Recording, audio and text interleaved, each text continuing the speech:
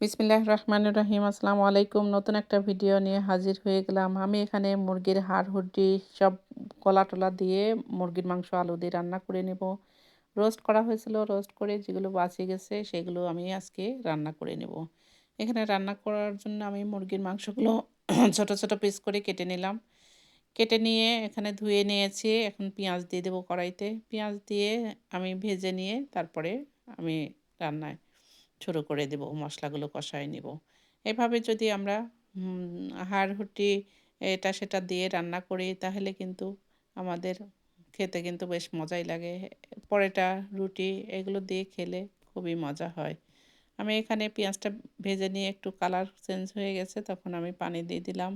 একটা তেজপাত দিয়ে দিয়েছি। এখন আমি মশলাগুলো সব দিয়ে দেবো। এখানে হলুদ দিলাম, শুকনা মরিচ, লবণ, এখানে দারচিনির, এলাচের গুঁড়া দিয়ে নাড়াচাড়া করে নিয়ে আমি এখানে মরিচ বাটা দিয়ে দেব।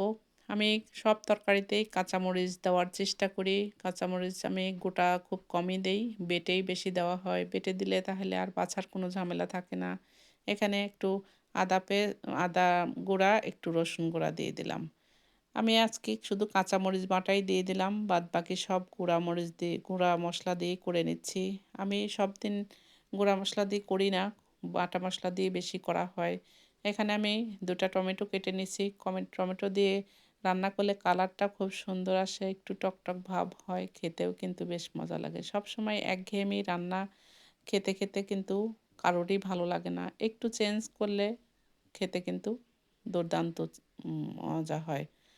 এখানে আমি একদিন এখন টমেটোর সিজন যেহেতু সবসময় টমেটো পাওয়া যাচ্ছে। এটা দেশি টমেটো, আমাদের বাড়িরই টমেটো। বাড়ির গাছ লাগানো হয়েছিল। আমি একটু সামান্য পানি দিয়ে আমি আবার মশলাটা সুন্দর করে কষায় নিয়ে এখন মাংসগুলো দিয়ে দেব। মাঝে মধ্যে একটু টক দই দিয়ে, একটু টমেটো দিয়ে এভাবে যদি আমরা রান্না করি তাহলে কিন্তু মুরগির মাংস আমাদের সপ্তাহে ১ দিন ২ দিন করাই হয়। কিন্তু রেগুলার একই রকম খাবার কিন্তু কেউই পছন্দ করবে না।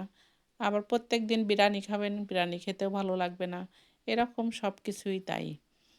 প্রত্যেকদিন যদি একই রকম ভাত খান, খেতে ভালো লাগবে না। একদিন খিচুড়ি, একদিন পরোটা, একদিন রুটি, একদিন ভাত, সকালের নাস্তা একদিন একরকম হলে কিন্তু বেশ মজা হয়।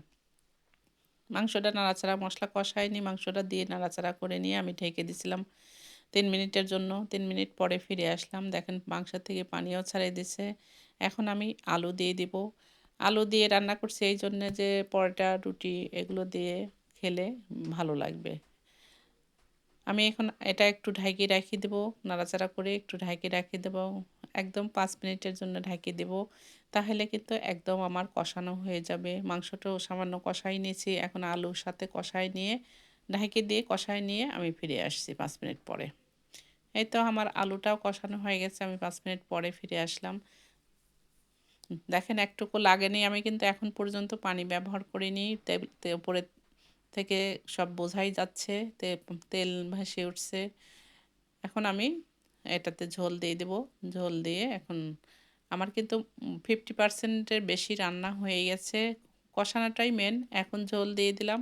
এখন ফুটে উঠলে জিরার গুঁড়া, মশলার গুঁড়া দিয়ে নামায় নিলেই হয়ে গেল। তো এই তো আমি ঝোল দিয়ে দিলাম। দিয়ে এখন ঢেকে রেখে দেবো একদম ৫ মিনিটের জন্য। ৫ মিনিট পরে আমার রান্নাটা কমপ্লিট হয়ে যাবে।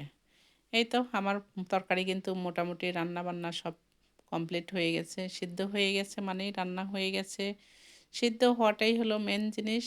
আর ঝোলটা স্বাভাবিক ইয়েতে এলেই আমি নামায় নিলাম। এখানে জিরা আর একটু মশলার গুঁড়া দিয়ে দিলাম। দিয়ে এটা এখন একটু নাড়াচাড়া করে তেজপাত ২ টা ফেলে দিব। দিয়ে আমি একটা বাটিতে ঢেলে নেব। আপনারা যদি লাইক দিতে ভুলে যান অবশ্যই লাইক দিয়ে কন্টিনিউ করতে থাকবেন। ফেসবুক থেকে দেখলে অবশ্যই ফলো করবেন। ইউটিউব থেকে দেখলে অবশ্যই সাবস্ক্রাইব করার চেষ্টা করবেন। আমার ভিডিওটা যদি ভালো লাগে অবশ্যই আপনারা লাইক কমেন্ট করবেন। আল্লাহ হাফেজ। ফি আমানিল্লাহ। আমি বাটিতে একটা বেড়ে নিছি। আল্লাহ হাফেজ। ফি আমানিল্লাহ।